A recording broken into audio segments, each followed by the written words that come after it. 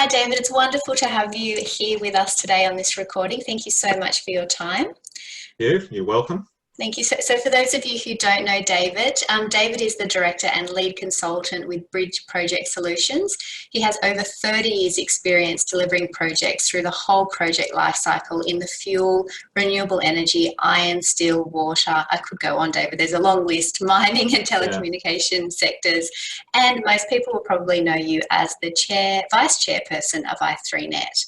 And so, David, with coronavirus really continuing to impact our region, the country and really the whole world, I wanted to ask you 5 quick questions to find out about how you and the BPS team are really viewing and approaching this particular crisis that we find ourselves in right now.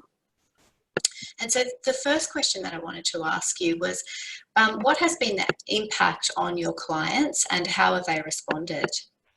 Yeah, look, it's a monument. There's no doubt this is a monumental impact, and our public transport clients that's had a huge disruption to their business and including their revenues. So they're in a real state of now trying to transition. What does this mean?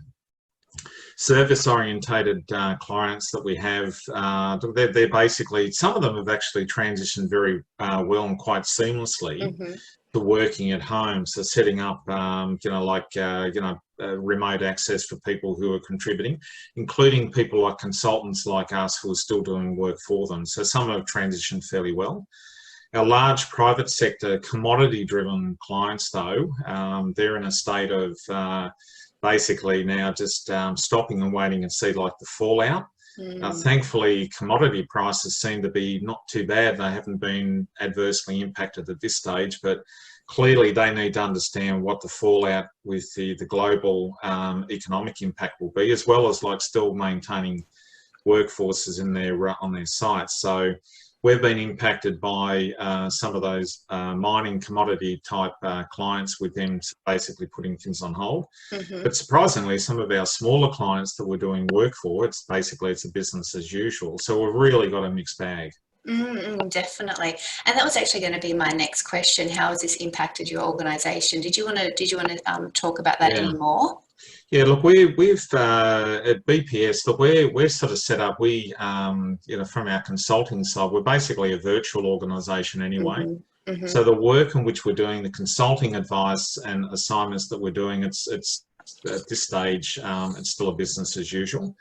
Our client embedded resources, that has had an impact. So obviously, it's now had an impact where clients are trying to do work remotely, and that has impacted our staff that are usually embedded within the client.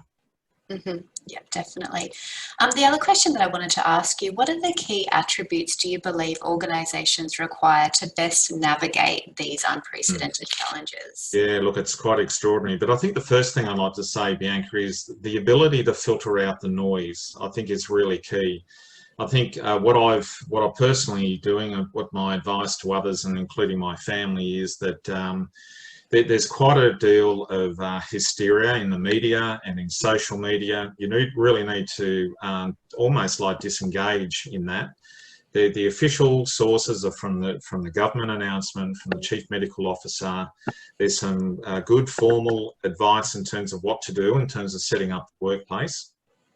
I think they're the ones that we should listen to, and for me, it's about ignoring all the other noise, because right now that's driving the emotional fear that people have, and it's not really contributing to taking a rational approach as to what we should be doing personally for our families and also for our workplaces. The second thing is to bring all the emotional intelligence when we're dealing with our staff, is bring everything we have to talk about the circumstances that our staff are finding themselves in with their family, and really sort of talking them through, like with honesty, on a regular basis, about what's happening with the business, what we're actually doing now to try and help out our clients in the state of flux that they're in, with how to keep programs running and so forth.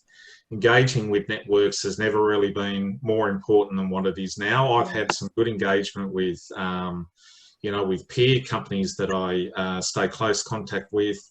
It provides a good sense of balance and I think perspective.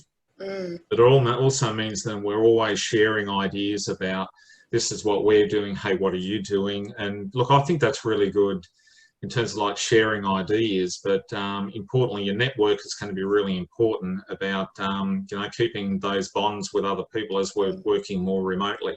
Mm. The other thing is to maintain clarity and clear thinking, critical thinking about the business, unemotionally almost, as to what needs to be done to position ourselves to get through the worst of the crisis, the health and the economic impacts. But then how can we immediately now sort of position to help out our clients?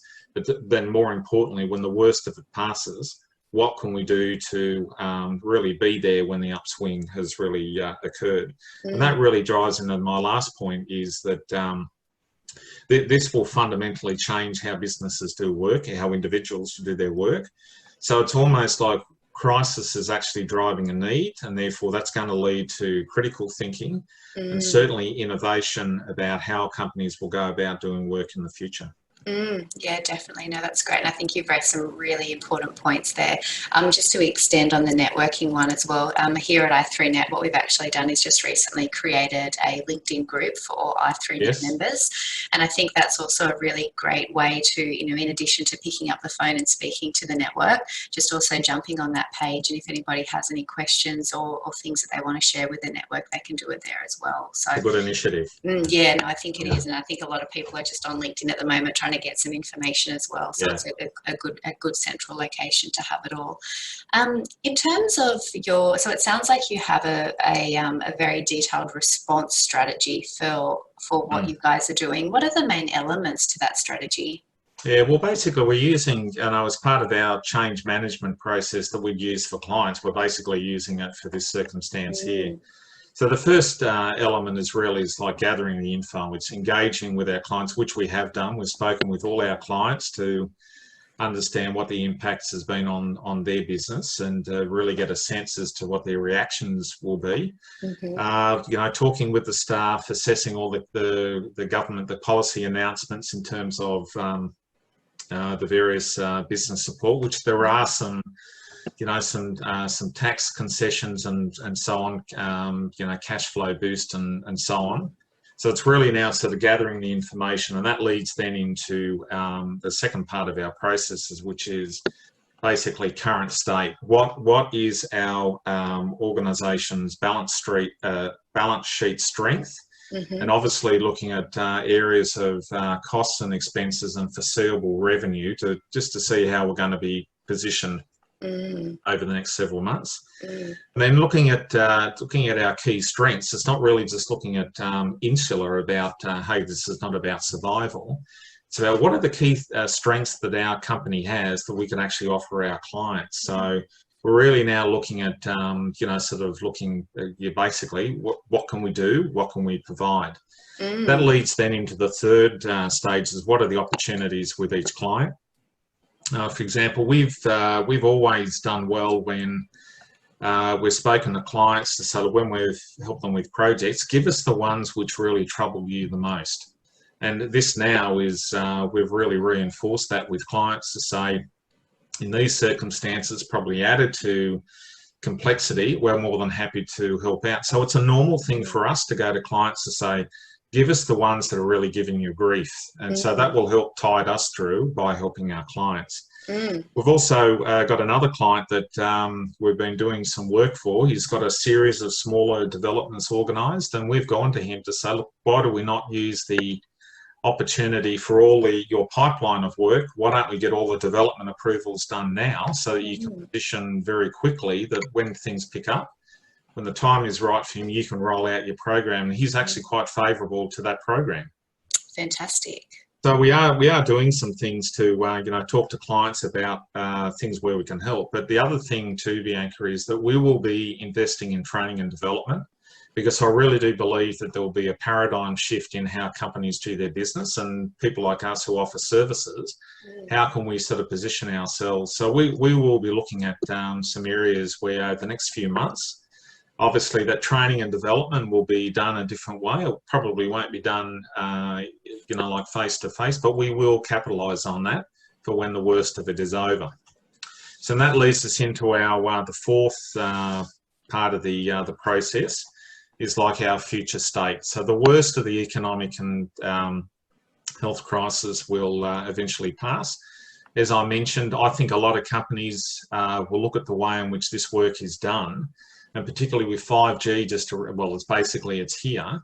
I think a lot of companies now, this will be almost like a new norm, particularly for working parents, that it might actually be easier to work from home. I think that'll be quite a shift, that I think we won't go back to big offices with lots of people there. I think people who are people service orientated will front of house, but I think back of house will be almost like what we're seeing now. I think we'll have more remote working and all that sort of thing. So I think it'll be a very different way in which businesses will work, and that means the type of service delivery that people like us provide, it will be different in the future.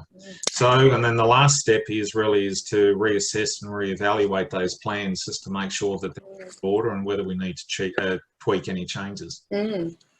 That's good. I'm taking a few notes myself there. So I think there are 5 really key elements for people. If they haven't already developed a response strategy, now is definitely the time to do it. And I like it because it's very clear and concise. It's not, pages and pages of things that you don't need. It's exactly what you need right now. And I think, in my opinion, you've certainly picked on those key ones. I particularly like the training and development, because it's using this time now to position yourself when things, become a bit better in the marketplace. So I think that's a really smart one as well. Yeah. Yeah, that's awesome. Thank you. And they were the end of my questions that I had for you. Are there any final thoughts that you wanted to share with the i3Net members? Yeah, look, I think for now, I think communal bonds will never be as compelling as what they are now, whether it be, your family, whether it be the street that you live in is really engaging and checking in with each other just to make sure everyone is okay. But I also think too, Bianca, like resilience and strength of character. This is where true leadership in times like this, it can be demonstrated in many ways, from leadership, from helping people in your local community, and I think particularly for business. This is really where, the strength of character and genuine leadership. I think people are looking for leadership in times like this. This is really the time to demonstrate, and we can all do that in various ways. And I think the final word is, I think that this thing will pass eventually. However the world looks beyond it in 6-12 months time, or however long it will take, but eventually it will pass. But we need to position now, with the actions that we have now will go a long way towards where we'll be from an emotional well-being, a physical well-being, but also from just basis of employment, where companies will be structured. I think we can make some smart decisions now to position for that. Definitely. No, that's fantastic. Thank you so much. We really appreciate the time. I know that you're a busy person, and just to have your expertise shared with the network, we really appreciate it, David. So thanks so very much, Bianca. Have Thank a good day. You too. Bye. Bye.